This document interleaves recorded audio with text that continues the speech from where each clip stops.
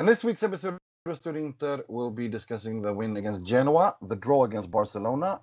We'll be previewing the Atalanta game, this week's Moggi, Moratti and Frog, Inter Legends, and much, much more. Everything here on Studio Inter, only on SempreInter.com. Ecco Perisic, 1 contro 1, gioco di gambe, guadagna il fondo, il cross, Icardi, e gol, e gol, e gol, e gol, e gol, e gol, e gol, e gol, e gol, e gol, e gol, e gol, e gol, Maurito il Mamba! Sono i blocchi nell'area di rigore, arriva la palla, la prende Vecino, che segna solo contro le romane, segna il gol del 3-2 per una vittoria eccezionale, eccezionale. Benvenuti, bentornati to another edition of Studio Inter. I'm your host Nima Ruzzari, wishing you all back to a last week before the international break. The last international break of 2018 is soon upon us, and there's quite a lot to talk about after Inter has demolished the Genoa and a Barcelona game that raised a lot of questions. But before we get to all of that, I'd like to introduce all the panelists, all the way from Dubai, SempreInter.com's own preview analyst, Mr. Mohamed Nassar. Welcome. Hey guys, great to be back. Good to have you back. And we are also joined by the host of the Alex Donno show from all the way in Florida, Mr. Alex Donno. Hey guys, I'm also very happy to be back. We love having you back. We always do well when you're here. And we are also joined by our staff writer at SempreInter.com. He's also he runs the Serpents of Medellina Twitter account on Twitter. He's now a journalist who's studying to be a journalist, and he's doing some really awesome stuff, interviewing pub owners who welcome dogs and other stuff. Welcome, Mr. Will Beckman. Yeah, I think that's been the highlight of my career so far. Took you a while to work out who I was then. No, I was trying to work the dog friendliest pub in London. Intro into it. It's on my Twitter account. If anyone gives a monkeys. Oh, I did. I watched it. I thought it was brilliant. There's a moment where there's a tiny dog sat on a counter with a pint of beer, and he's smaller than the pint of beer. That was my favorite bit. Yeah, that was exactly what I was going to say. I think that was my favorite part as well. So definitely. Might I streamline Will's intro by calling him a millennial in residence? Yes, a resident millennial. A resident millennial. That's true. And we are also joined by, you all know him as the Inter Legends writer on SempreInter.com. He's also been presenting the Inter Legends here on this pod, making his full Studio Inter debut. Welcome to the show, Mr. Critty Smith. Hey guys, thank you very much for having me. It's a very nice day here in South Carolina, a slightly more sane South Carolina, as we found out yesterday from the election. Yeah, and that's I was going to say you've been working a lot with that. So well done to you for making America sane again. But and I can't say much. My home state of Florida is still a train wreck, so I can't say much from where I'm calling you from. Yeah, ouch on Florida, big time ouch on Florida. Yeah, well at least you guys. I mean, I just read before getting on here that in Nevada, they elected a dead owner of a brothel to state councilor. So, things could be worse, Florida. Things could be worse. At least you're not Las Vegas. Anyway, right, let's get to the show. Critty, this is your first time on the show, so I'd like you to just briefly explain to all the listeners a little bit how you started following Inter, how you became an Interista, and introduce yourself a little bit more. Sure. So basically how I started following Inter was my family and I moved to Germany in 1990. And at that time was the 1990 World Cup. Actually, we moved there about 3 weeks before Germany won the World Championship. And I immediately became glued to the players Lothar Matthäus, Jürgen Klinsmann, just so happened to be playing for Inter Milan at that time. Had they played for another club, might have been different, but they were playing in Serie A, and Lothar was for me the man of the tournament. I think he scored 4 goals, and I was as a young kid, I just became he became my favorite player. So I started following Inter at that point, and really have never looked back. And of course, there's been a lot of great memories for me in these past 20 some odd years, and a lot of head shaking ones. But that's how I came to follow Inter. So that's exactly what this pod needs to add to me and Mo, the old farts, the middle-aged farts who became Inter because of Lothar Matthäus. So we just bring in another middle-aged guy who became an Interista because of.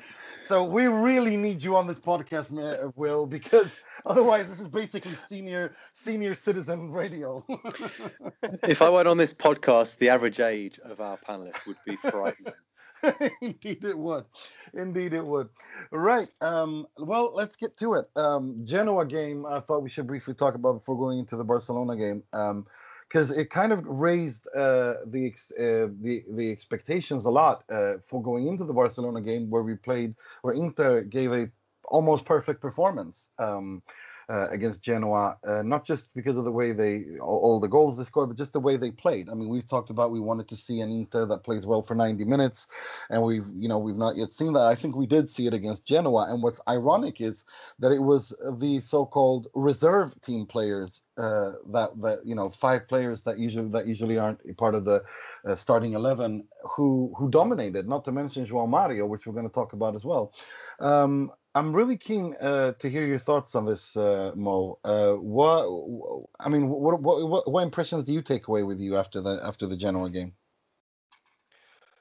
Okay, so I think primarily, like I'll say this because you sort of hinted to it just right now, but I feel like the Genoa game made us dream, and it's also why we kind of got disappointed yesterday. But without the Genoa game, without the momentum of the Genoa game, there was no way that Inter would have drawn with Barca. So this is one takeaway. So the other takeaway is, my God, this squad is deep. I mean, we've spoken about this the last time I was on, not last week, the week before last. But there's so much depth in the squad at the moment. And without the resurgence of Joao Mario, even then, like I have my best friend is a Milanista, and we were texting and talking through the derby, and he was shaking his head. It's like, it's insane who Spalletti can call upon, and it's remarkable that it's only been 7-8 months since the last season fully expired, when we had to bring on Eder and bring on Santon and bring on that. There are so many viable options. Like you said, the reserve team is stacked and can produce a fantastic performance like this. I think the questions that were, like you said, that were raised by the Genoa game come in the form of are we playing more fluid football without having to rely on a definitive target man up front in Mauro Icardi? Is a 4-3-3 better than a 4-2-3-1? Is the over-reliance on 2 wide men outside of Icardi beneficial, detrimental to the side's play? So all these questions got asked, not necessarily answered, but it's definitely a very healthy discourse to be having, and I love the Genoa game for that. Critty, I'm pretty keen to hear what you think. I mean, with what Mo said, because I have a thought, I have an idea about this, and this is something that I think that Inter has created for themselves after the derby, after the treble. Ever since the treble, the way I see it is that Inter, whenever they've destroyed a team 5-0, they've taken an amazing win and played a fantastic game, they've immediately either crashed or they've immediately afterwards given a really, really poor performance. Last season, our Inter's annual December angst started after beating Chievo 5-0.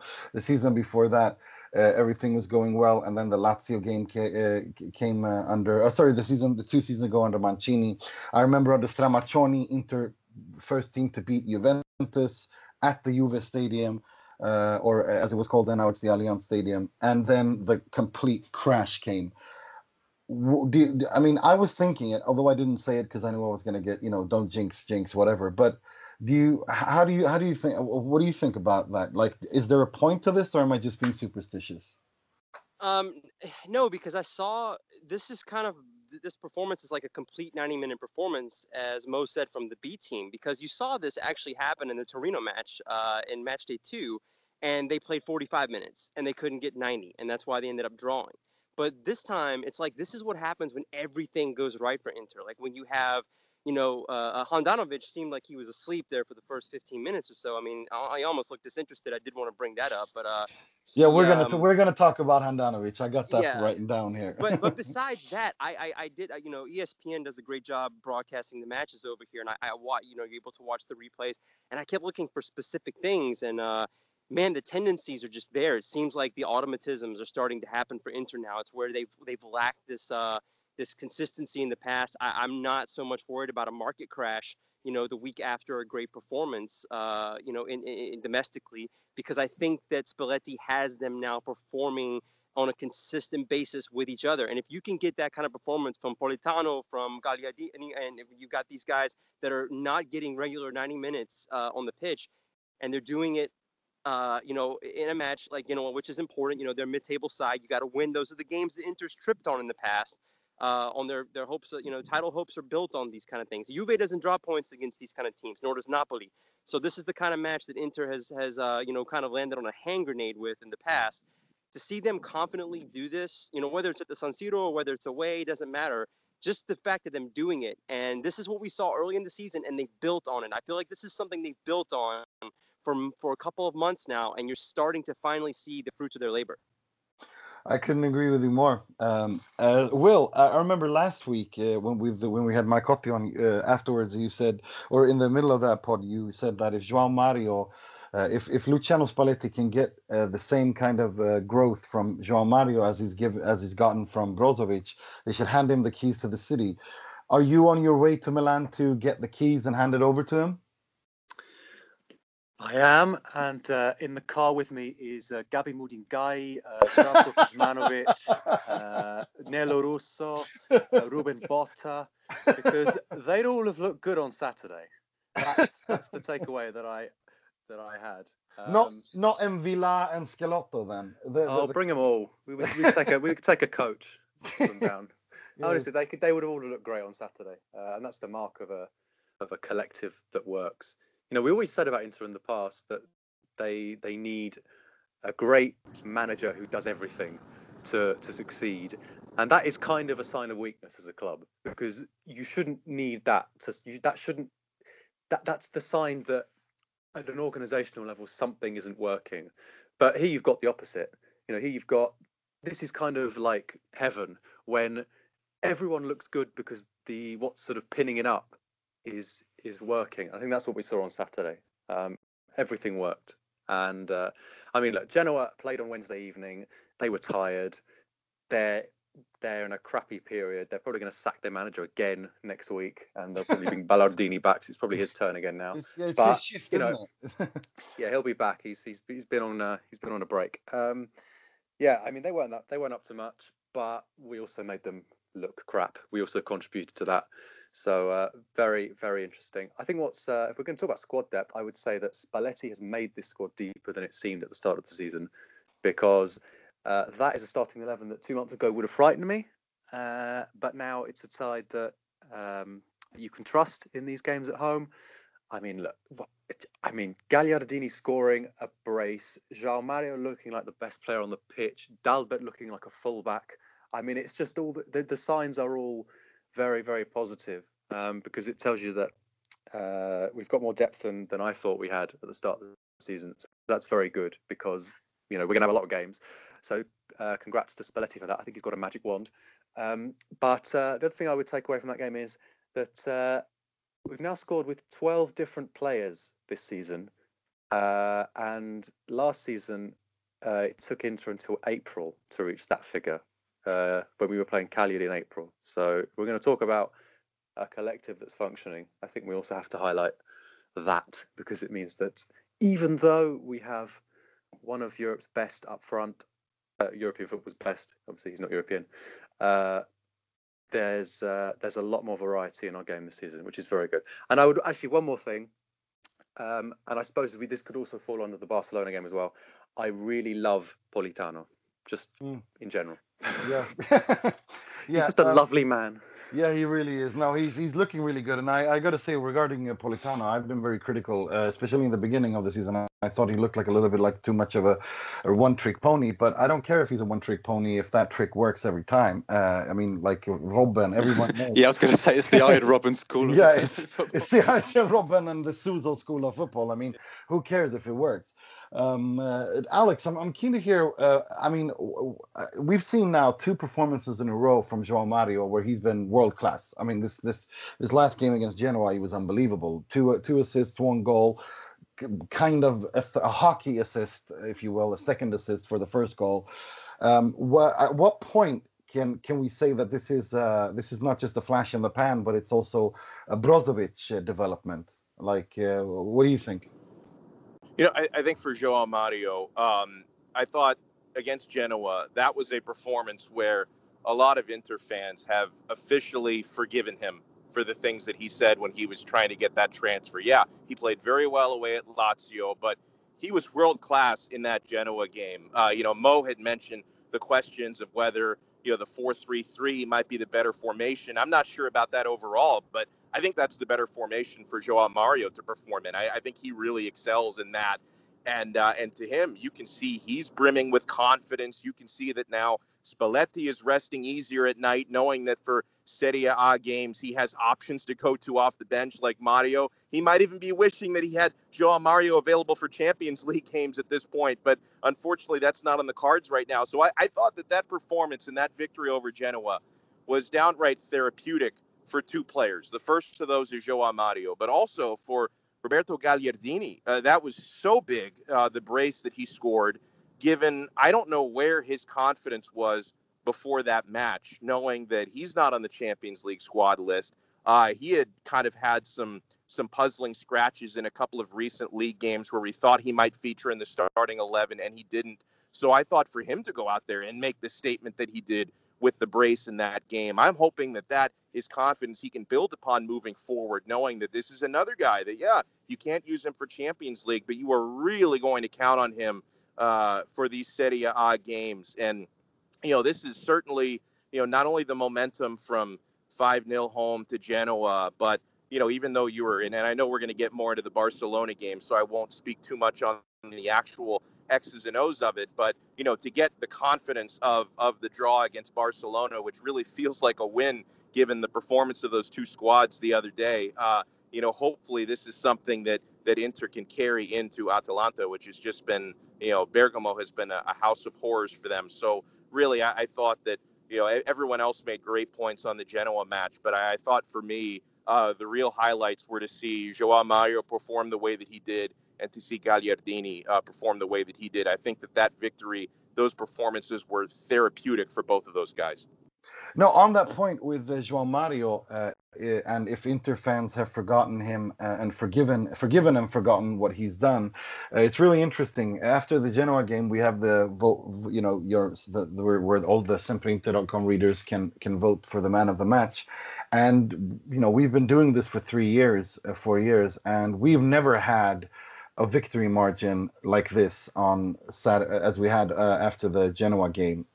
79.6% of everyone who voted, which was over like almost 2,000 people, they voted for Joao Mario. We've never had such a consensus amongst Inter fans when their vote in this. Almost 80% of the people who voted thought Joao Mario was the man of the match. Roberto Gagliardini in second place at 10.8%, and the rest, you know, like third. I think in third place you had Brozovic on 2.8%. But it was. I think the consensus is basically amongst Inter fans that you know, if he continues like this, then I don't think there's a problem. And as you said, I mean, for me, again, I gotta, you know, bring this back to Spalletti. His man management skills are fantastic. I mean, he's always been known for being good at that. But now, I mean, if you take Joao Mario and turn him into that, and you take Brozovic and turn him into that, you take Dalbert, who was scared of his own shadow, and turn him into that. D'Ambrosio's looking solid. I mean, and Skriniar coming from nowhere and turning into what he's turned into. I mean, I have no words for what this guy can do. For how good this guy is. It was very Um, important that Joao Mario started against Lazio rather yeah, than, at home to insert crappy Serie A team that's going to get relegated. yeah. So it's one. Spalletti did say he was going to play. He said a couple of months ago, "Oh, by the way, we've got a lot of games coming up. He's going to play," but I don't think anyone thought he'd be coming in a match like that. But you said that his man management is to deserves credit. I think it absolutely deserves huge credit because he has basically relaunched him because he was part of the best performance of the season. So now he is another member of the squad. And with, Nainggolan struggling to find a bit of fitness, that is very important to have someone who can play in midfield when he's not there. So I thought that was very, very encouraging. And, what is going on with the world? 80% of people thought that Joao Mario was Inter's best player in a 5-0 win. Football is liquid, isn't it? It makes no sense sometimes. And that's why we like it. Exactly, definitely. Right. Let's move on to the game that we're recording this on a Wednesday. So yesterday for us, it was a certain game at the San Siro against Barcelona, and that Genoa game had people, really dreaming that now Raja is back. This is our stadium. We can defeat Barcelona. We should, if we really, go out there and make a statement. And Inter are completely. I mean, I don't want to exaggerate, but in my opinion, I think Barcelona wiped the floor with Inter last night, and that the score, how they were not 3-0 up by halftime, is partly thanks to Handanovic, but also partly down to their own incompetence in front of goal and unluck or bad luck or whatever. But in my opinion, I have not seen Inter get so outplayed and look so clueless. Not because they were, they just weren't good enough. They were just playing a team that was so much more better. Do you agree with that assessment, Mo? Look, by and large, I think for the most part, ironically, the performance in the Camp Nou was probably better than last night's performance. I think Absolutely. Barca were... Agree with you 100% there. Barca were, over the entire 90 minutes, were a better side. But I wouldn't say that we were...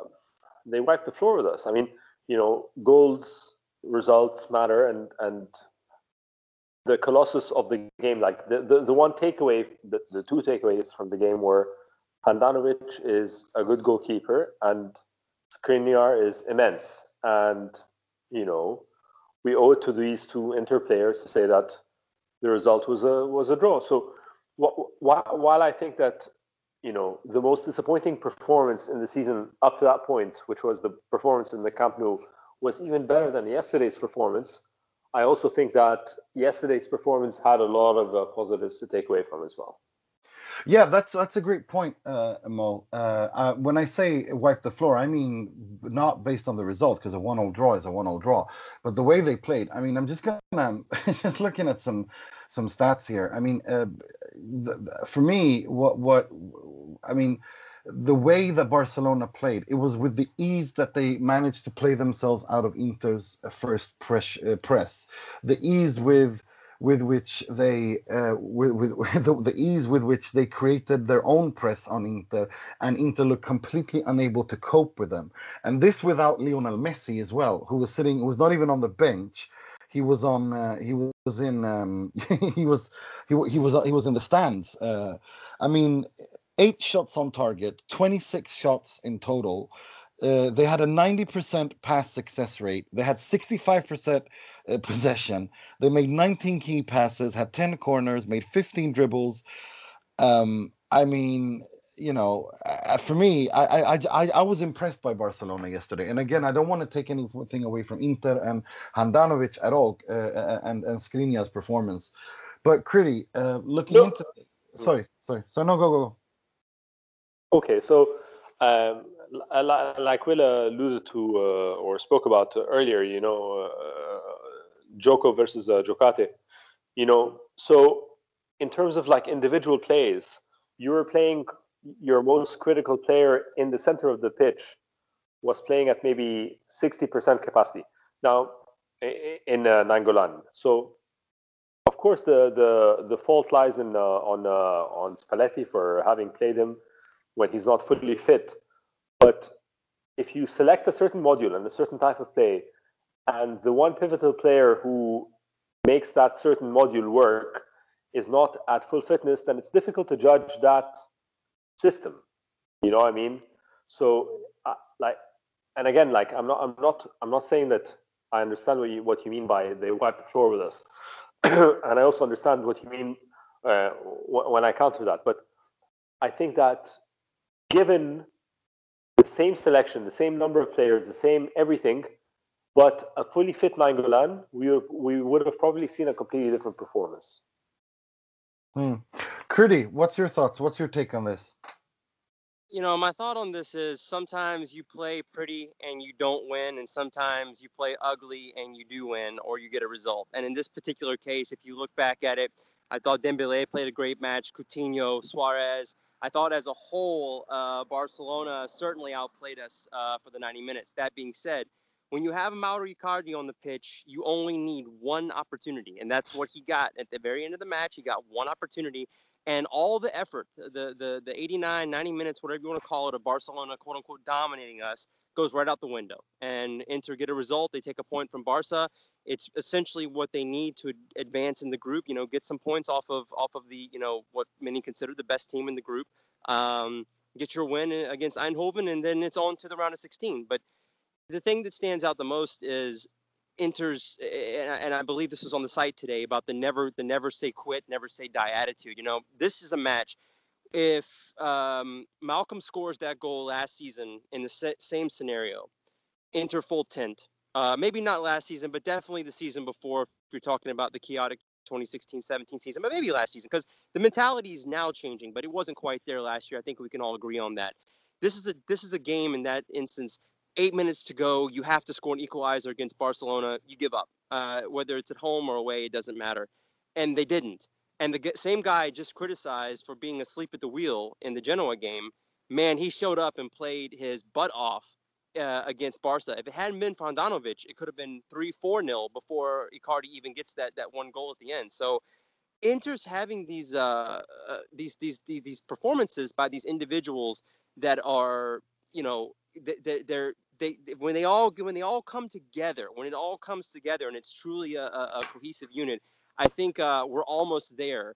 But to get everyone on the same page, and that was an entirely different team that played Genoa than that played Barca in most instances. Lautaro Martinez, for example, out, Icardi in.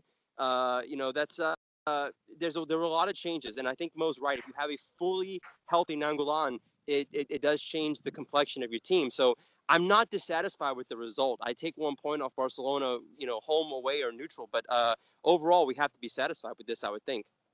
Well, I mean, there's nothing, you can't complain when you have one shot on target and that goes into goal, which is exactly what Inter had. Inter had 10 shots, but one on target and one goal. And obviously it's Mauro Icardi.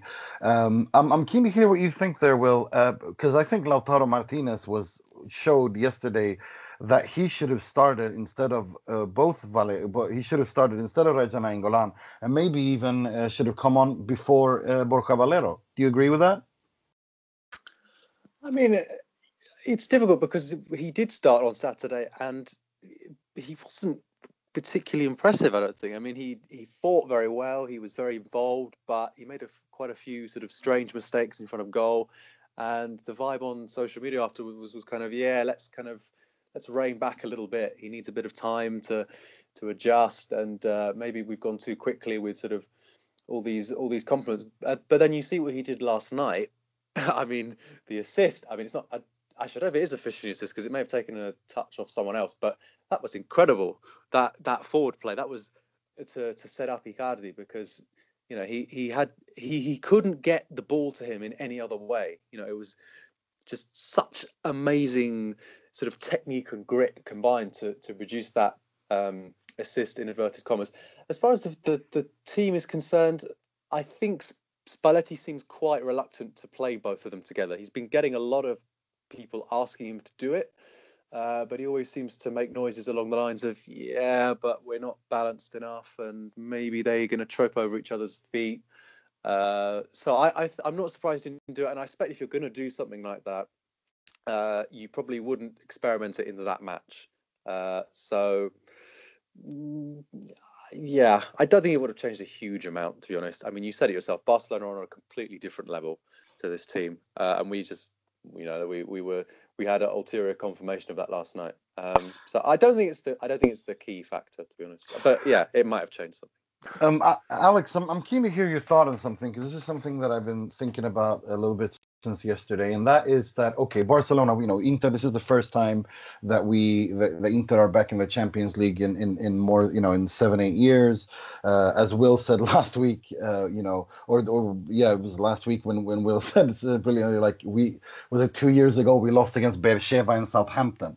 So, we should put it into that context, and therefore not paint, not make, to make too much out of this, out of getting 1 point out of 6 against Barcelona, and the performance as such. But do you think that can we ask of this team that they should have played better against Barcelona at home against Barcelona? Do you think so? I'd like to say yes, but I just, to me, the expectation going in was actually pretty similar to the way that the match unfolded. And I think, to Mo's point, some of that had to do with the fact that we knew Raja wasn't going to be really anywhere near 100%. He may have been 60%. He may have been 50%. It's obvious that he's far from his best right now. He could have really been the key to giving Inter more control in that match. I think the big learning experience for me with these two matches against Barca, home and away, and I think the learning experience also for Steven Zhang and Auxilio and Inter's management is, okay, this matchup clearly shows us how far away we are quality-wise from being great, from being at the level of a Barcelona who can do what they've done these last two matches against Inter, even without Lionel Messi on the pitch. Just the depth, the quality, the class.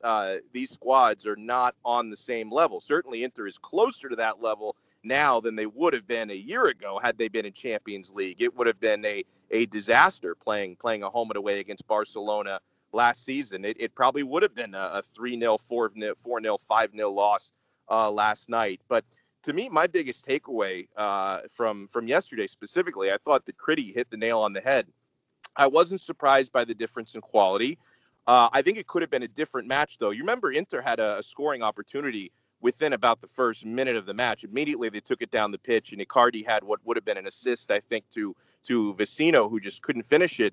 Maybe if Inter could have taken that miraculous 1-0 lead, the complexion of the game could have been different. But right after that, Barcelona really took over. So the difference in quality didn't surprise me. What I did like was the fact that, when you got around the 70th minute, I felt no matter what happens, this is going to end in a draw. And I think if Malcolm, and of course it was Malcolm, if he hadn't scored that goal to put Barcelona up 1-0, I think the game probably would have ended 0-0. But I think that after Malcolm scored, you clearly saw a raising of the intensity and a raising of the heart and a raising of the desperation from Inter. And I really did feel like that equalizer was coming. And just the fact that I have confidence that an equalizer was coming after that, I think just goes to show you how far this club has gone. And so while surely, the Genoa match showed us how much depth this club has relative to a year ago, but I think the Barcelona match then shows you how much class, quality, and depth they lack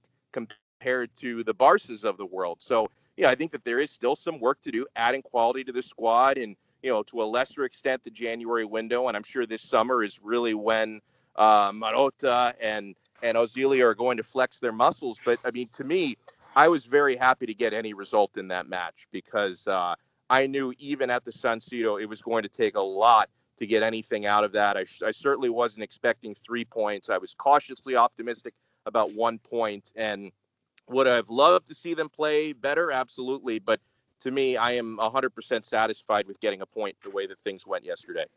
That's a good point. Will? Well, it sounded like you wanted to. Yeah, go for it. Yeah, I was. we are second in the group, and in order to qualify, we need to not lose at Wembley or beat PSV at home on the last day of the group. Imagine if someone had offered you that when the draw was made 6 weeks ago, or probably longer than that actually, and when everyone was basically booking their tickets for the last 32 of the Europa League and freeing up all their Thursday nights from Christmas onwards. This is exactly what we could have asked of this team. You know, I think to answer your question, I think you can ask this team to play better than that at home to Barcelona, but I don't see that as a negative. I think that's the good thing about where we've come. You know, you mentioned the Beersheva perspective point. That's worth reiterating. I think it was quite poor, but the reaction was great.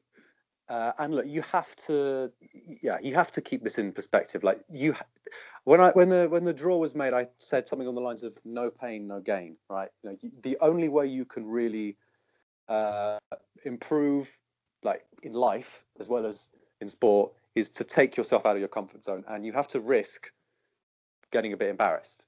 You know, so this is a game that will put Inter in good stead for the future.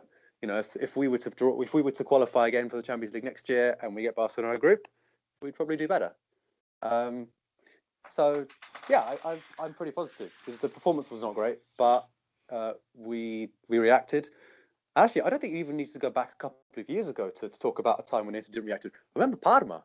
Di Marco scored 2 months ago in this match that now feels like it belongs to a bygone era, and we didn't react. And the difference, every time that we've gone behind in this Champions League, it's been like a siege, you know, just as if they couldn't stand the thought of losing. And that's a big change. You know, it's not a lot, and it tells you how bad a position we were in a few years ago. You know, the team reacts to conceding a goal, but it is progress. So I wouldn't be too. Look, I think, as you said, I think a negative first half against Barcelona is something that I can cope with, to be honest. It's not a disaster. I would have another couple of points to make about this game. The first one is I think the result is important more for morale than for the group, because actually, if you look at the way the group's gone, we'd have been pretty much in the same position if we'd lost. So we've still been, except obviously we wouldn't be able to get through with a draw against Spurs. So I've just contradicted myself, but it did make a massive difference because we'd still have been in control of our own destiny. The other thing I was going to say was I've noticed in this Champions League we've played 4 matches. We had 4 pretty poor first halves before getting better in the second half. You know, we've scored 5 goals, and only one of them has been scored in the first half, and that was Nainggolan, who's played in the Champions League before. So I wonder if that's a sign that it's almost as if the players they don't quite have the confidence to take these games by the scruff of their necks. You know, they just sort of, but then they react at the end. It's a bit weird. We're like a diesel in these Champions League games. I don't know if anyone knows me. That's a very good point, man. I think about this, but it's quite odd. I haven't really figured it out yet, but I was thinking last night. They've always been poor in the first half, and then it's got better. I don't know why that is. And even at the Camp Nou when we lost, the second half was a slightly different team, wasn't it? It was a bit more proactive. So that's something to maybe dwell on. But the other thing I would say is I would probably end on a question: has Samir Handanovic been Inter's best player in this Champions League group so far? Mo, I think that's a brilliant question for you to answer.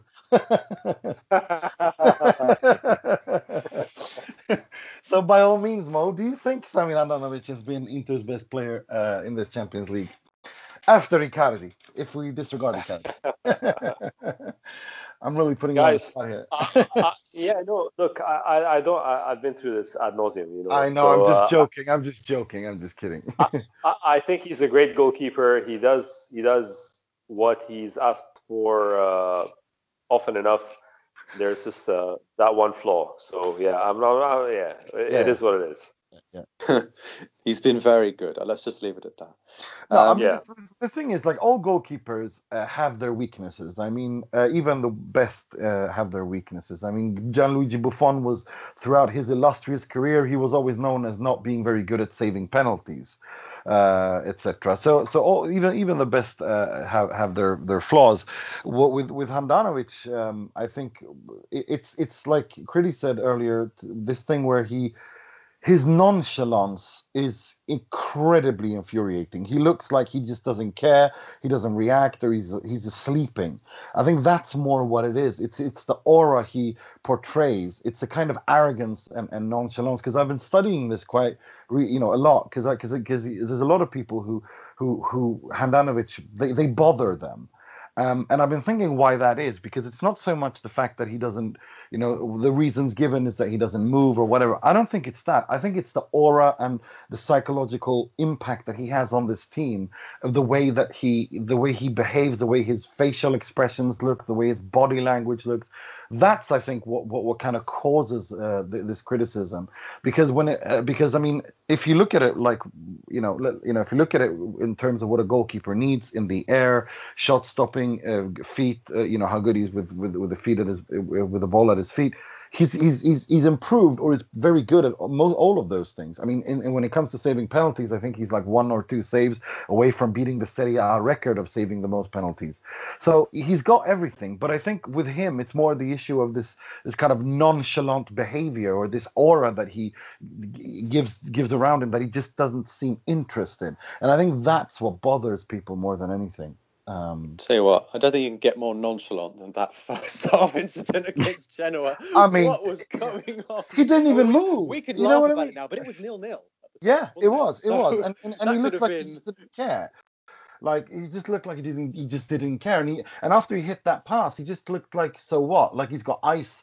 He just didn't care. And I think that's just his persona, isn't it? He's from Slovenia. He's, they don't tend to. I mean, there's been this meme, hasn't there, on Twitter for ages about Handanovic never smiling, kind of in the Ivan Lendl mold, just always the same facial expression. Yeah, the Melania Trump mold. But she's Did also. You just compare a member of the Trump administration to an. No, she's not on this, and she's not on the administration. Wow, so a member of the Trump family. Yeah, she chose to marry him. I did. Well, if you were married to an orange-looking snowman, you would also not smile all the time. She chose it. Right. Anyway, let's not get into that. Let's not get into that. If we're moving on now, can I make a quick comment about Mauro? Because sure. We should, because he's the reason we didn't lose this game. Well, yeah. This is his first season in the Champions League. We all heard it last year. Oh, he's only scored in Serie A. Yeah, he's not the good. Let's see what he gets. Let's see how he fares when he plays the real teams. Decisive goal against Tottenham. Decisive goal against PSV. Decisive goal against Barcelona. On your bike. Yes, I mean, I think that discussion is. I mean, that is just nothing to talk about there anymore, because, like, seriously, I mean, Icardi is world class. Let's just not, the fact. I mean, what I was thinking about this, because that's, again, I was like debating this in my head today, thinking about it. Like, the thing is, if you look at the late goals, because that's also something that you said about this thing about, they react towards the end, and everyone talks about Inter time being the new Fergie time and all that. For me, I would say about 90% of that is the fact that this guy has an amazing ability to be fresh in the head and be as on his toes in the 89th or 91st minute, when he's been completely isolated for all of those previous 88 or 90 minutes, to be as fresh as if the game just kicked off. And if you give him half a chance, he is there. And I think the Barcelona game, again, showed it once more. He was completely isolated, had no service whatsoever. One chance, one goal. I mean, it's unbelievable. That's what makes him so unique. And I think we can, this debate about Icardi not, being a part of the build-up, etc. That's not true this season, I think, because his movement this season, I mean, against Barcelona, we've seen it against Milan, we've seen it against all these teams, where he's not the player he was 2-3 seasons ago. This is a new Icardi, and he's taken strides ever since Spalletti came on. And I really don't think there's that much to, there are no question marks about him in that sense. Well, there is one more thing that we can say then, which is not related to this. Is he a good player debate, which I think we can put to bed. That's basically over. Paulo Condos was saying something very interesting about him last night on the television, which maybe needs highlighting. He's been saying that we all talk about Inter have invested a lot of time and money in Icardi, and they're finally being repaid after years. But the same is true the other way around. Icardi has invested in Inter, and now he's being repaid. He's grown with this team, and he's now, he's said no, we think, to other clubs when, there's been numerous summers in which he could have probably left. The team were crap. They weren't in the Champions League, and he's now got what he wanted. He's playing in the Champions League at the club that he supposedly loves and seems to love, and everyone's happy. And I think it's very lovely because both it's like a relationship where you both put a lot of hard work into it, and you're both rewarded for it. Someone's been watching too much daytime TV, I hear. I'm a journalist. I don't have free time anymore, Nima. Are we saying officially that football romanticism still exists? Oh, I like that. I prefer that to the whole Oprah Winfrey thing Will was going on about. Well, football weirdness still exists, isn't it? We played 2 games against Barcelona. In the first one, we concede to Rafinha. And in the second one, we concede to the guy that we followed for a month and who has only played 25 minutes of football all season. And he comes on in that horrific Gareth third kit and scores against us. How does football do this? Could someone please explain it? It just seems to happen. It doesn't make any sense. But anyway. Yeah. Alex, why does football do this? Is it because it's Pazza Inter? Because it is a very Pazza Inter thing to happen, isn't it? First Rafinha, and then Malcolm scores with his first goal, and then Icardi does that in the 88th, 89th minute. What is this? Is this Pazza Inter we're looking, but from a positive aspect, or is it just pure chance? Well, and I can't believe Coutinho hasn't scored. I can't believe Arturo Vidal didn't net the game winner yesterday. So maybe Pazza Inter is turning around a little bit. But I do want to add one thing. After praising Icardi, I think we also need to praise Skriniar. He was a beast yesterday.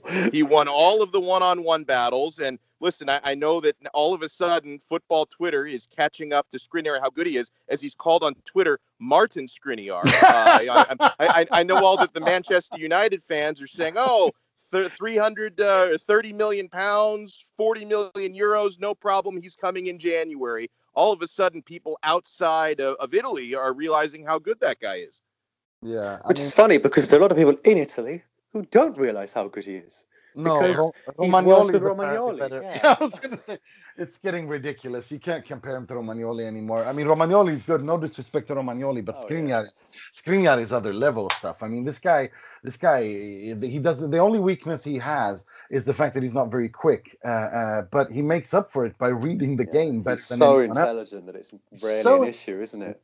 And you saw him marking Suarez like he was marking, but I think in Serie A, he's adapted so quickly. But that's what I was going to say, because I think in the first half, and I tweeted this out, I think he struggled a lot against Suarez in the first half, where Suarez found that extra bit of time he needs to hurt teams and especially make life very difficult for Skriniar. But what's so impressive with Skriniar is the fact that he. In a game, he doesn't need 2 or 3 games to understand how an attacker moves, or even 1 game. He understands it whilst the game is going on. He develops and adapts in a way that is quite unique in world football in terms of defenders. He ups his game whilst the game is going on against world-class players. And that is a quality that Inter have not had for a very, very long time. And that's something that I think, I pray to God that this guy is if not our, I hope Icardi stays, but if Icardi leaves, I want, Skriniar is the captain. Skriniar is Inter's next captain. I want Milan Skriniar to stay at Inter for his entire career. because he's a leader, and a locker room needs leaders, and leaders like him don't grow on trees, and defenders like him, certainly in this day and age where defending is all but forgotten, in my opinion, we keep Skriniar forever. Keep Who Skriniar. knew that watching Milan in the Champions League could be this fun? Right. Right. On Saturday, the Sunday, the lunch match, or actually before we go, I want to reveal the SempreInter readers' man of the match. It was by a not as big of a margin as when Joao Mario won it, but 55.5% voted for Samir Handanovic, and Milan Skriniar came in second with 22.9, and third Mauro Icardi 11.5. Now on Sunday, the lunch match fixture at the biggest bogey team, I think for Inter is Atalanta. It's the other Nerazzurri team. Speaking of why football is so strange and funny and weird at the same time, this is a team that is not just a bogey team for Inter. At their home, I think they can probably beat anyone at their home ground, at their stadium, but they are a bogey team for Inter. Mo, I'm really keen because you've said so many times before, and I agree with you that this Inter is this Inter are the real deal. They don't need to, they have the depth, they have the mental strength, they have what it takes not to crash. And do you think? I mean, for me, the Atalanta, I'm still, I agree with you, but I'm a little bit on the fence. I think Atalanta is a test. But do you think that Atalanta can bother Inter, or are you confident going into this? Look, there are two games that I really hate predicting or thinking about, and that's Sassuolo away and Atalanta away.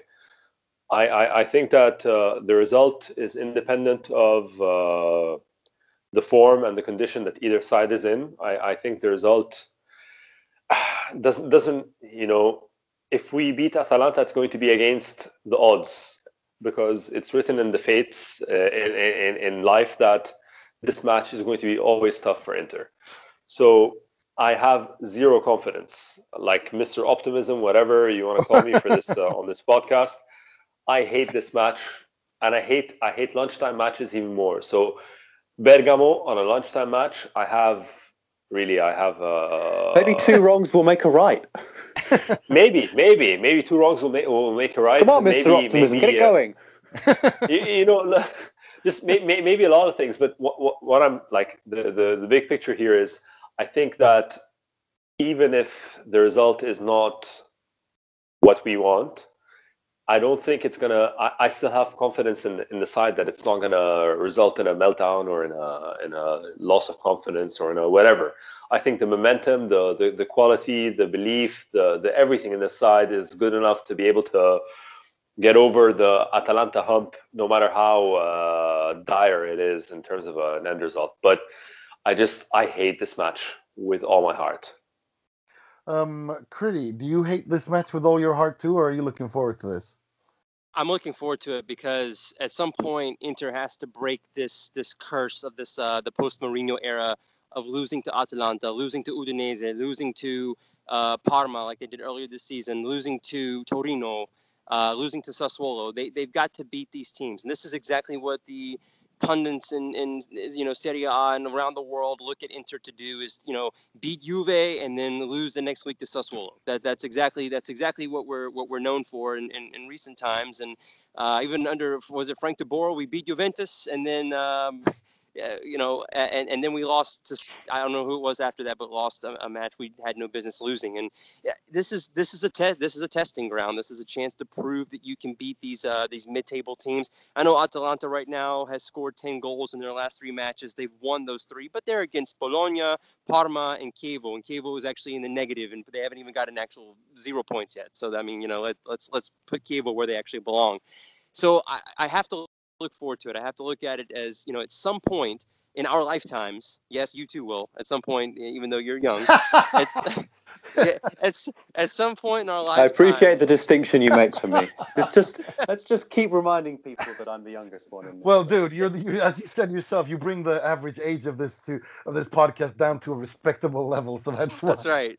That's right. At some point, Inter has to go into these matches in Bergamo and wherever and have to have the confidence to say, if it's a 1-0 grinder, if it's a 2-1 slugfest, they can win this confidently and they move on to the next match instead of, we as Inter fans are sitting here dreading this match. I mean, I have to have this confidence that at some point, the as I said before, the automatisms are going to be there. They're going to know how to react to certain situations. They're not going to be caught off guard by these lesser teams. And, obviously you expect teams that see Inter scoring goals, as he said, from 12 different players this season so far. They're going to probably, a lot of times sit in the back. I don't know if Gasperini's going to do that. I think, I think based on results in past years, that they believe that they can go toe-to-toe with Inter. It's up to us to prove them wrong on that. So I have to have faith that we can do that, and it's time to stop fearing these games and time to start conquering them. Alex, what do you think? I mean, what's the most important thing that Inter have to do, like from a mental point of view, when approaching this game, in your opinion? Normally I would say start fast, get a goal early, but I think that this year's version of Inter has shown us that you can count on this team keeping their form and even in many cases improving their form late in the second half of a match. I'm really hoping for something unlike what we typically see in Bergamo, especially you mentioned Nima, a lunchtime match. For me and Critty on the East Coast in the United States, this is a 6:30 a.m. start time. I'm normally not that up. I'm normally not that up that early, but I have this problem when Inter play the lunchtime matches. I can't sleep through it. Like if I wake up at any point in the night, I'll wake up at 6:15. I know they're about to play. I have to be up watching it. So I demand a better performance than what you would normally expect going into Bergamo. If this team, we have the blueprint for how this team needs to play. And that blueprint is not contingent on, whether the best starting 11 features or whether you get, the alleged B team, which is primarily what we saw against Genoa. Like we know, no matter who's on the pitch, they have a blueprint for the attitude and the form that they need to keep. And I hope and pray they do not vary from that in this match. So, history aside, and we're all clouded by it because that stadium has been a house of horrors.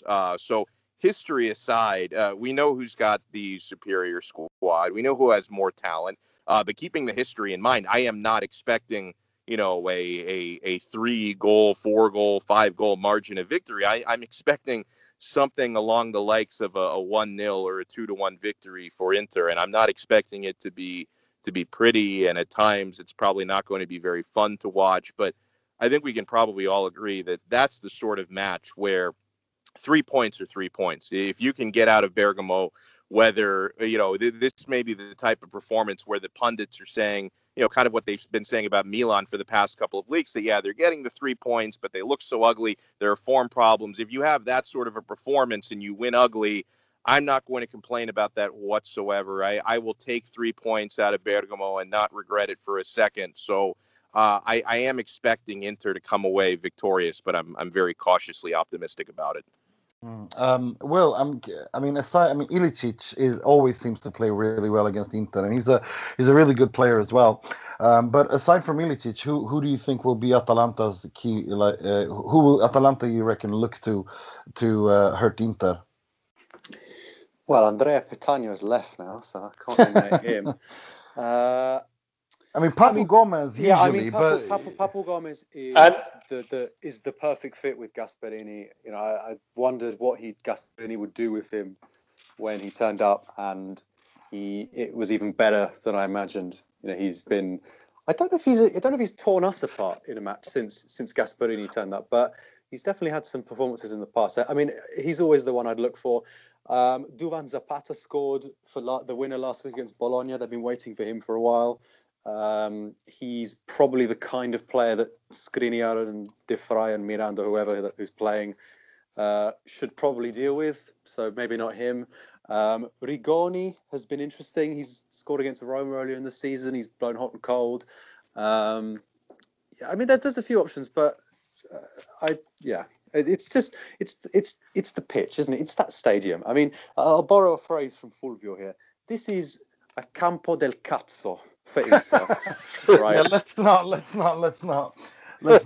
not translate that. No, you all can use your Google Translate. It's a bad. It brings back bad memories.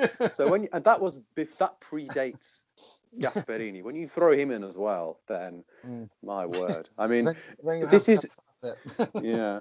I do like the lunchtime matches because in Italy they call them il lunch match. They don't translate it. It's Yeah, very I enjoyable, know. that. It's like il big match. Il big match. And Monday night as well. That's the other one, I think. My favorite is when someone scores an amazing goal. They call it Euro goal. Yeah, a Euro goal. A Euro goal. Un Euro goal. I'd pay €1 to see that goal. Exactly. No, right. I don't. Sorry. Go on. No, I was just gonna quickly just get some predictions here. I know Mo hates doing it, so I'm gonna cut him some slack. So I know he hates because he just like this game in Sassuolo.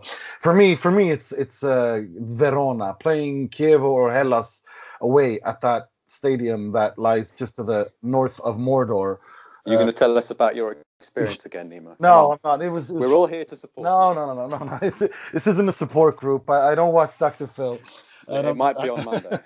Yeah, exactly. No. It's just this is my game. I absolutely hate that stadium. I hate no. For me, that's my anti. That's my campo del cazzo. Right.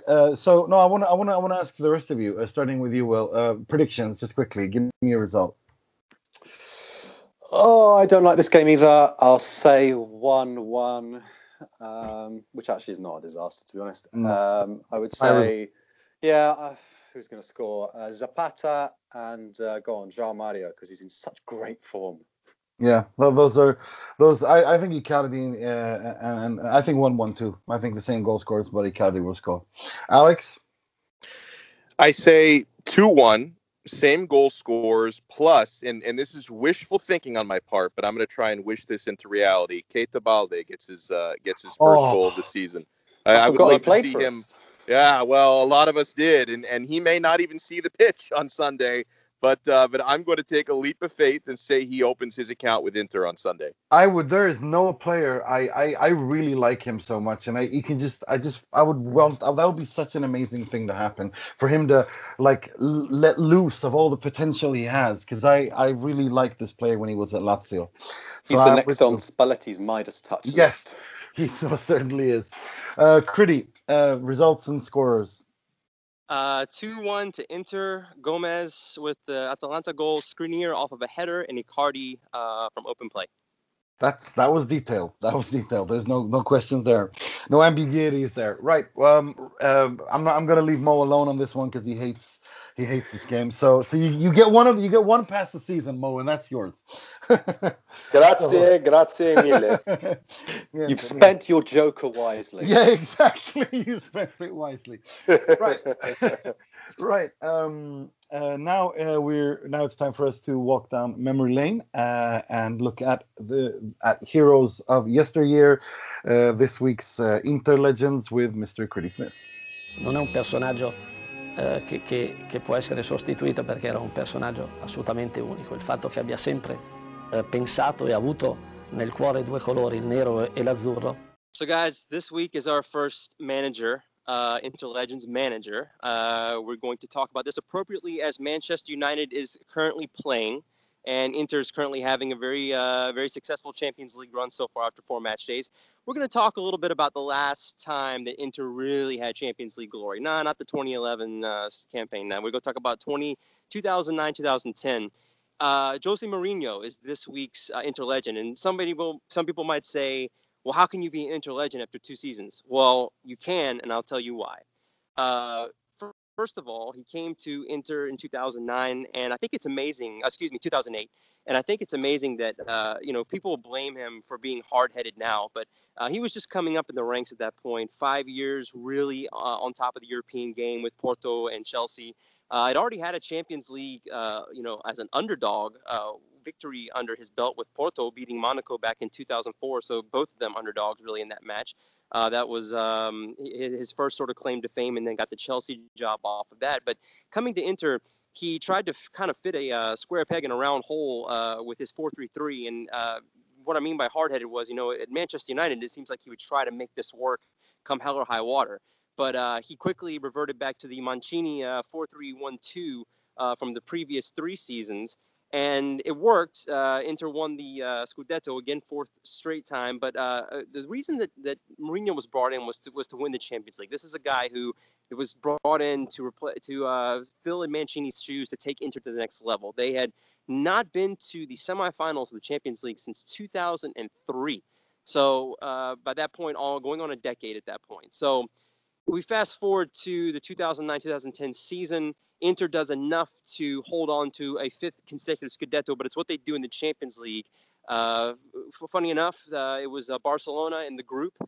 They finished 2nd in the group that year to Barcelona, and we just couldn't get rid of them. End up going facing them again in the semifinals, where 3-1 victory at San Siro basically put them through. Mourinho's defensive-minded football was enough to get the job done at the Camp Nou, only surrendering a goal in the 82nd minute.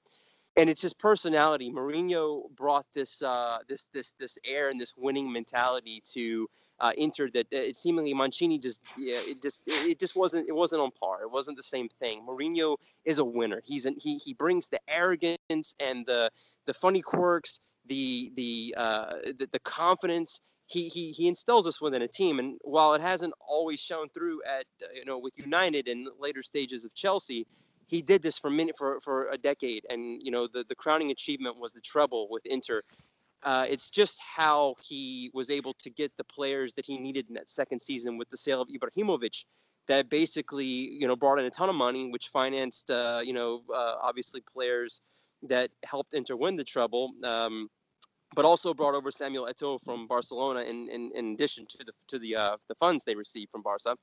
And Mourinho capped off this amazing season. And when you want to do something to put yourself in the same book as Alex Ferguson or Paisley or manager of Helenio Herrera, you have to do something that's once in a lifetime or once in a generation. And to win the continental treble with Inter, to be the only Italian side to this day to have done that. That makes Jose Mourinho, after 2 seasons, an Inter legend, no matter what anyone says. And I'd love to hear you guys chime in on that. For me, it's not just the fact that he won; it's the way that he won. If you know anything about Inter history, for people who are younger, maybe, and our listeners who aren't aware, Inter is a very special club in the sense that there's always been this identity at Inter that the establishment works against us. And when you have someone like Mourinho defend Inter the way he defended Inter, genuinely defended Inter, coming out guns blazing after a disgraceful derby win where Inter won 2-0, where in that treble season, with 2 players sent off with 9 men. And the first thing Mourinho says in that post-match interview on Domenico Sportivo on Rai is that the only way we could have lost this game is if we had finished with 7 players, because then we're not allowed to continue. He finished with 9. And then he just goes off and accuses everyone under the sun, and look at the way they treat us and look at the way they treat everyone else. And the way he defended Inter and genuinely meant it, got him the respect of supporters of other teams who don't even like Inter, because he called it like he saw it. And for me, he's the reason why he is such a thorn in the side of Milan and Juve fans, and that will never, ever, ever, ever, ever, they will never, ever be able to get past this guy. Like, they will never no matter how many years goes by, they can never, he still annoys the hell out of them just by existing. And that's because he came, he won. They basically, they persecuted him. He just flipped them the bird, won everything, and said, "Ciao, I'm out of here." Whilst also becoming a part of Inter in a way that he himself says that he never thought was possible that he could ever become so close and feel so identified with the club. And that to me is his departure is in my opinion one of the worst. It's one of the most. It's one of the biggest tragedies I've experienced as an Inter fan. Him leaving, and for me, he is an Inter legend in every aspect of that word. Mo? Yeah, it's very difficult to follow up what you said, Nima. I think you've spoken for all our sentiments going through that very, very, very special phase in the recent Inter history. I just want to add, like, Critty, it's fantastic that you selected a manager, and the fact that it's Mourinho couldn't have been a better selection as an Inter legend. And to this day, I feel like I'm a Mourinho supporter wherever he goes. So when I see him getting lambasted by the English press at United, whatever, I still feel like protective of him, and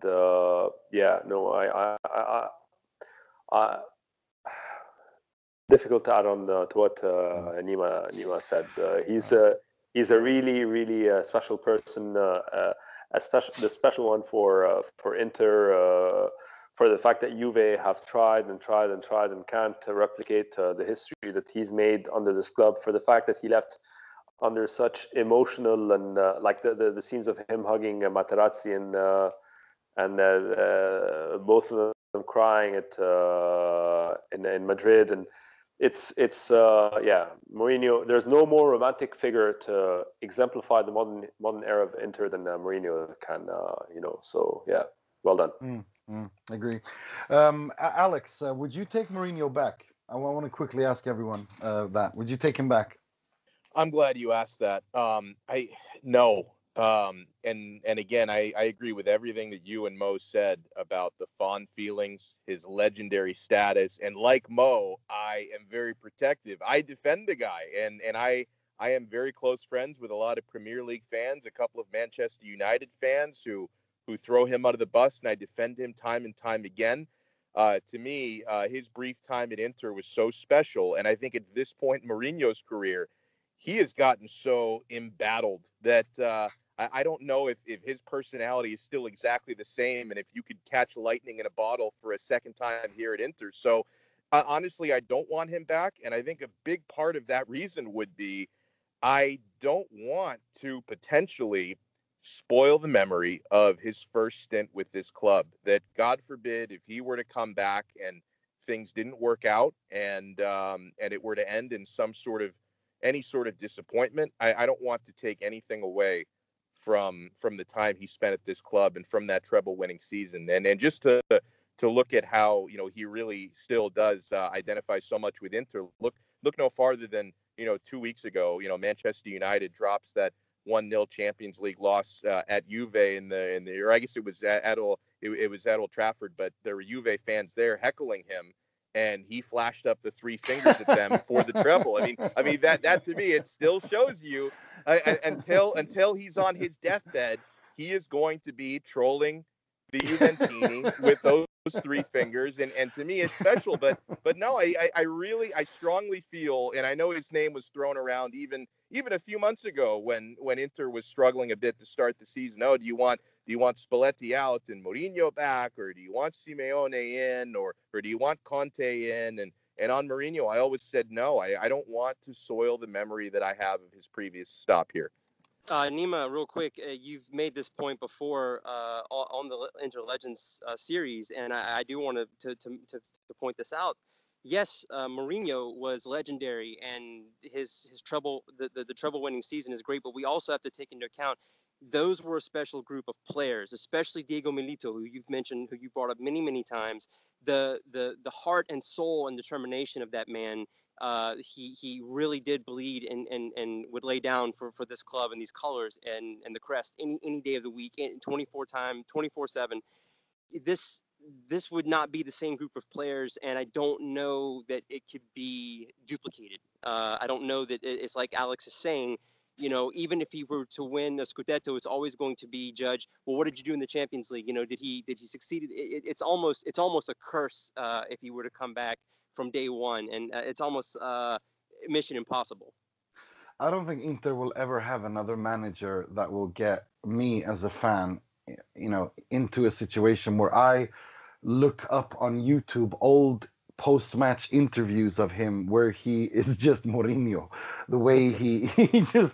I mean, when he's celebrating a goal and gets criticized for it, and the way he handles that, and saying that you guys are, I'm a simple man. I celebrate when my team score, and you guys are too intellectual for me. It's like, I mean, it's just everything about him. It's just he's charismatic. He's Mourinho, and I personally, when it comes to him and Zenga, I can't say no to them. Like, these are heroes for me in such a way that I would take them back in a heartbeat, simply because that's not logic. That's just love. There's no intellect involved in this at all. It's just pure heart. Will, you're awfully quiet over there. You're not. I know you're young, but you're not that young. You do remember 2010.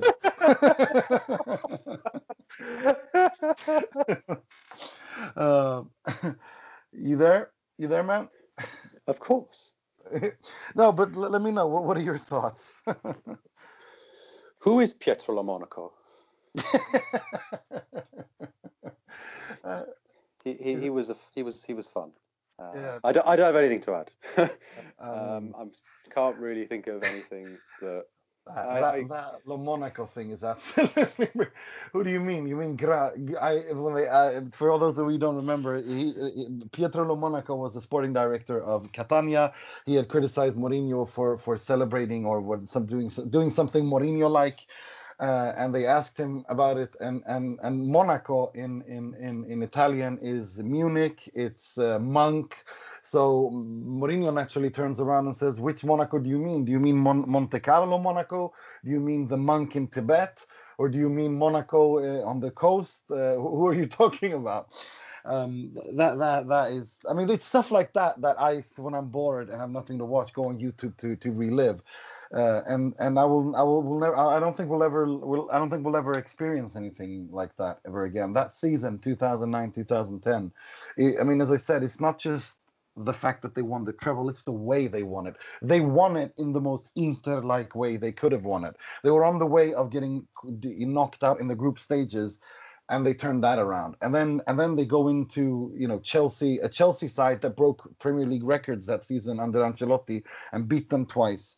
CSKA Moscow, and then that amazing game against Barcelona at San Siro, and then the return leg and everything around that. No, he will. Ranieri of all people actually said it best when he was in his brief. When he was appointed Inter manager, he said that in Inter's history, there are two managers that have defined this club, and that one is Helenio Herrera and the other one is José Mourinho, and I think that says it all, really. I think that the good thing that we can say about these last sort of year or so is that Mourinho will never die in the hearts and minds of Inter fans, but there is a sense that finally people are starting to move on. Not in the sense that he's being replaced. I'm not saying Spalletti is on the same level as Mourinho for the way that he sort of gets you on side, but what I mean is we're not living in the memory of Mourinho anymore. Yeah, I agree. And that's good, and that's very good. I think because I was thinking about that as a build-up, the way this game was covered in the Italian media against Barcelona, up until yesterday, how they kept constantly talking about the 2010 semi-final first leg at the San Siro, and but we have to let go of that. We have to create new memories. And speaking of that, you remember what happened in the group stage that year? Yeah, I sure did. Lost 2-0 at the Camp Nou. Lost at home. Drew at home. Yeah, you heard it here Memories first. on the way. Exactly. We're gonna win the Champions League. No, but yeah, no. Having said that, that's pretty cool, and I think that's an important thing to happen. I think Inter needs to move on, and not forget, but move on. Right. And speaking of moving on, we're moving on to the part of the show where we pay tribute, rip the piss out of, make fun of, and praise someone or something in the world of football. Starting with the positive side of things with Mr. Positivity himself. This week's Moratti with Mr. Mohamed Nassar. He works a lot, he's intelligent, and he surprises people sometimes with his ideas. Not easy to find one person of these qualities. Yeah, guys, it was unavoidable. It was magical. It was absolutely spectacular yesterday. The Miazza sold out crowd, just under 80,000 people. The stadium was heaving. My Moratti for the week has to be the Inter fans that made Inter immediately a European powerhouse by their presence and by the attitude and just the whole stadium. Everything about last night was absolutely perfect in terms of where we stood back in the Champions League. So props to the Miazza, props to the Inter fans, props to everyone who we know, who we might have known, who you heard of, who made the trip down to Milan to sit in the stands. So yeah, that's it. This week, moving on to the something slightly more comical. This week's Frog, which will be presented by Mr. Alex Donno. È clamoroso! Autogol di Ranocchia! This week's Frog was so easy to choose. This was a gift from the football gods, the Serie A gods. Surely by now, you've seen that epic own goal scored by Chievo at the weekend. I mean, that was something out of legend. It was, not only was that the type of own goal that would make Andrea Ranocchia blush, that was such an egregious own goal that, when I first saw it being thrown around on Twitter with people, accusing Chievo of point shaving or match fixing. So, Sorrentino, the goalkeeper, made a nice save, and it bounced right to the chest of his teammate Giaccherini, who I guess decided, let me just softly chest it back to my goalkeeper, except Sorrentino clearly wasn't paying attention, and then Giaccherini didn't react to it when the ball was just helplessly rolling into the own goal, and it was so comical that you even saw some of the faces on Sassuolo, who was the opponent. That goal put them up 2-0. That they couldn't even stop themselves from laughing after seeing that. It was the type of thing that is the sort of clip that it's going to turn up in a lot of the video montages. It's going to continue to live a life of its own on social media. I couldn't agree with you more. I think what Chievo did there, they put the donkey in flying donkeys with that action right there. It was hilarious to watch. Right, let's move on to slightly more negative things. This week's Moggi, which will be presented by Mr. Will Beckman.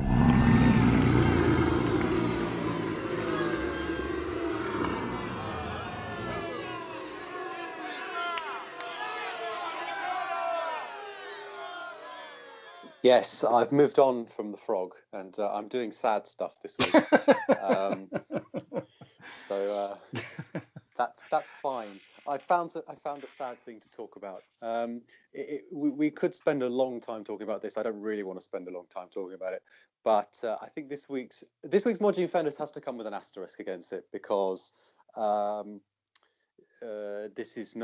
of this is kind of officially binding, but over the last week or so, there have been a lot of stories that have been circulating under the guise of a sort of a series called Football Leaks, and the one that I think, from an Inter perspective, has certainly caught the eye most is the news that essentially, according to these allegations that were released by the German site Der Spiegel, in conjunction with a lot of other websites, but essentially UEFA covered up the fact that PSG and Man City were completely ignoring financial fair play regulations sort of via kind of very, very inflated sponsorship deals. We've all had the suspicion. There's a little bit. I don't think anyone has not raised the question in their mind over the last couple of years about, how exactly does all this transfer activity fit under UEFA's rules? But this is now the first kind of serious allegations made against them. So I don't want to get into it. It's quite confusing, but you think about Inter being forced to play a Champions League campaign with only 4 midfielders because they didn't decrease their amortization costs last season, and then you see this, and it's just a little bit annoying. So as I said, there's an asterisk against it. UEFA obviously have denied that they've helped to cover up these flagrant violations of the rules. But this week's Moggi is going to be UEFA, really, because this is quite frustrating. That's the Moggi. Here, here. Right. That was all we had time for this week. We're going to take a little small break over the international break, because this time next week I will be in Antalya sipping on a cocktail, hopefully something like a pina colada or something else like that. I'm going on a little holiday. We'll be back in a couple of weeks. And until then, before that, I'd like to thank Mo for coming on. Guys, always a pleasure. Forza Inter. And you, Critty, great to have you on. Absolutely great to be on for the first full time. It's good to we'll be sure to make sure it's not the last time. And you, Alex, as always. Thank you, Nima. And you've made me now thirsty for some pina coladas. I aim to please. And Mr. Will Beckman. I hope you're going to be meeting up with Emre during your time in Turkey and Hakan Şükür. Well, Hakan Şükür is not allowed in the country, because if he goes back, Mr. Erdogan will put him in prison. Yes, I doubt that will happen. But anyway, I'll see what I can do. Everyone, enjoy the international break, everyone, because try anyway. Try anyway. Actually, I should say that I will be a year older the next time we record. I'm going to start creeping up on you all. Yes, slowly but surely. Yeah. Right. That's all we have time for this week. I'm your host, Nima Rutsari, wishing you all a good week, 3 points, a great international break, and sempre e solo Forza Inter.